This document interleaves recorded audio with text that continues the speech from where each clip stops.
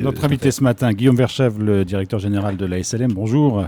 Bonjour. Merci d'avoir accepté notre invitation au lendemain de la signature avec le gouvernement de ce qu'on appelle une convention de trajectoire pour les 20 ans qui viennent. Alors, d'une manière générale, de quoi s'agit-il ?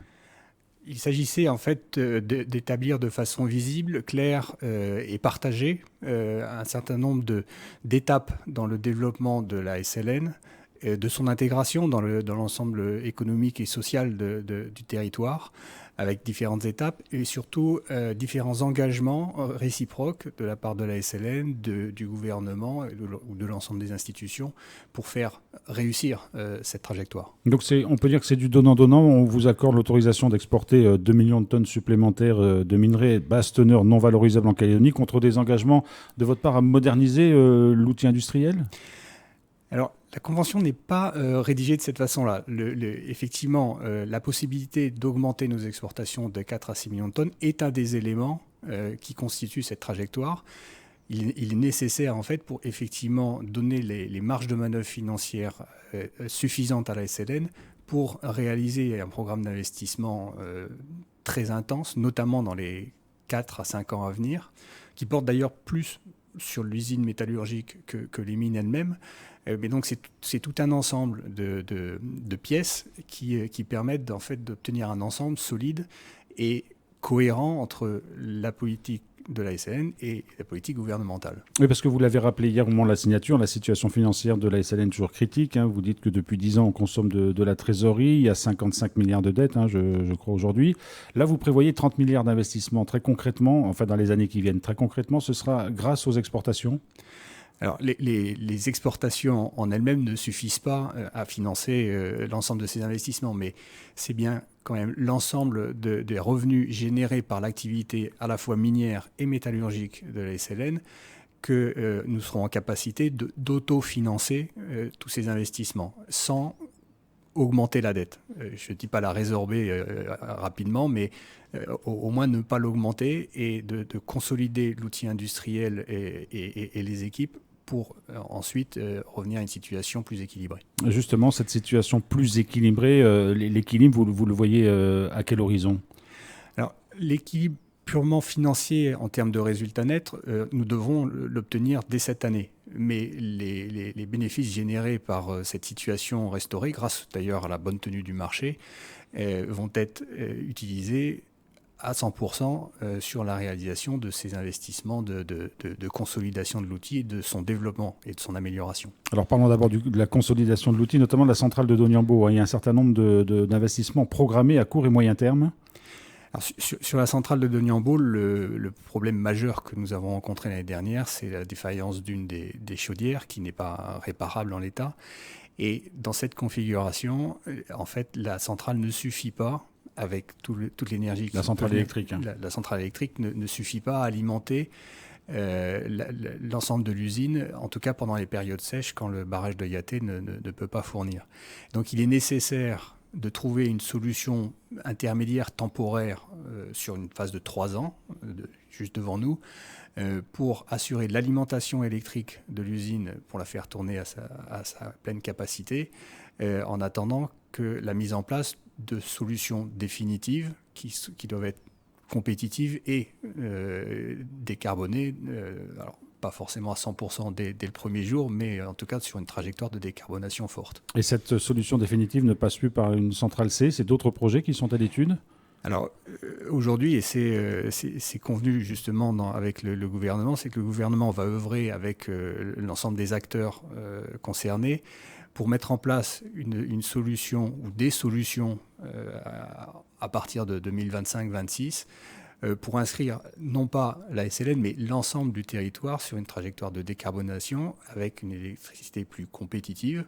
Et donc ça concerne effectivement non seulement la SLN, bien sûr, mais les autres acteurs métallurgistes ou autres acteurs industriels. Vous voulez dire que là, c'est un travail en commun qu'il va falloir mener ? Absolument. On parle, enfin en tout cas c'est le prix affiché par le gouvernement de 5 à 8 francs le kilowattheure à terme contre 15 francs aujourd'hui. C'est ambitieux comme objectif. Alors c'est extrêmement ambitieux. C'est pour ça que le sujet n'est pas simple et demande le concours de tous les acteurs. Mais faut considérer que ce n'est pas impossible à atteindre. Et je le rappelle, un prix de 5 à 8 francs, ça reste dans la fourchette haute du prix de l'électricité auquel accèdent les industriels électro-intensifs comme nous. Alors, hormis la question de la fourniture de l'énergie et des travaux à mener, sur la centrale de Doniambo, on parle aussi du renouvellement d'un four, hein, le FD11, je crois, mais là, c'est à un peu plus long terme. Oui, alors je ne vais pas rentrer dans les détails techniques sur l'ensemble des rénovations d'équipements que nous avons à faire, mais dans les premières années, les renouvellements portent sur ce qu'on appelle les parties supérieures des fours, les voûtes, et le FD11, qui est le plus ancien aujourd'hui, doit être complètement renouvelé, a priori en 2027. Est-ce que ça risque, tous les travaux qui vont être engagés risquent de peser sur la production ?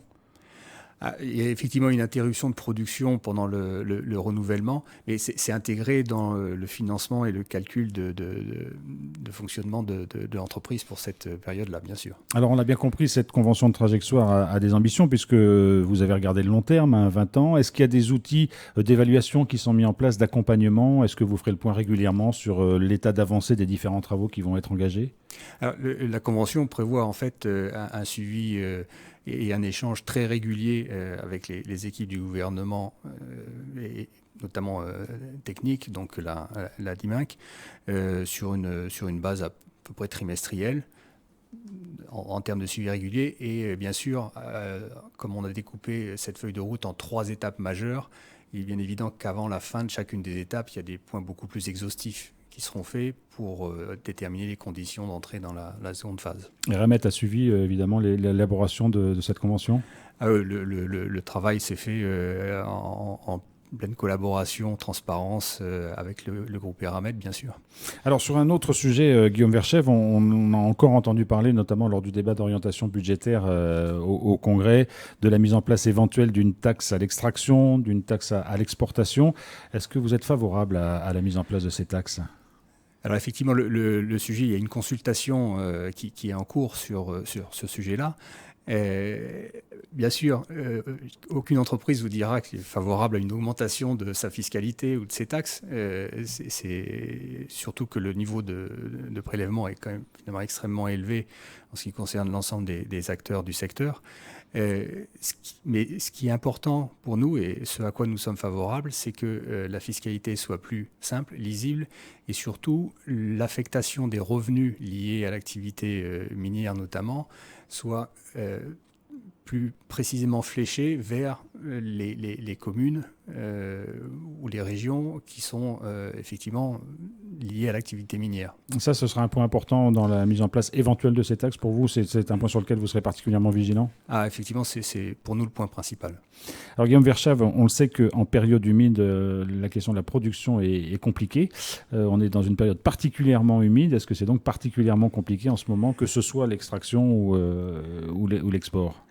Alors effectivement, la situation de ce début d'année en termes climatiques est comparable, voire même pire que l'année dernière à la même époque, qui avait déjà beaucoup impacté les niveaux de production de l'ensemble des mineurs.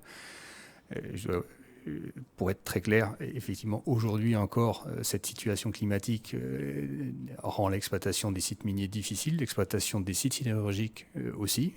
Quand on a un minerai beaucoup trop humide, on a du mal à le traiter.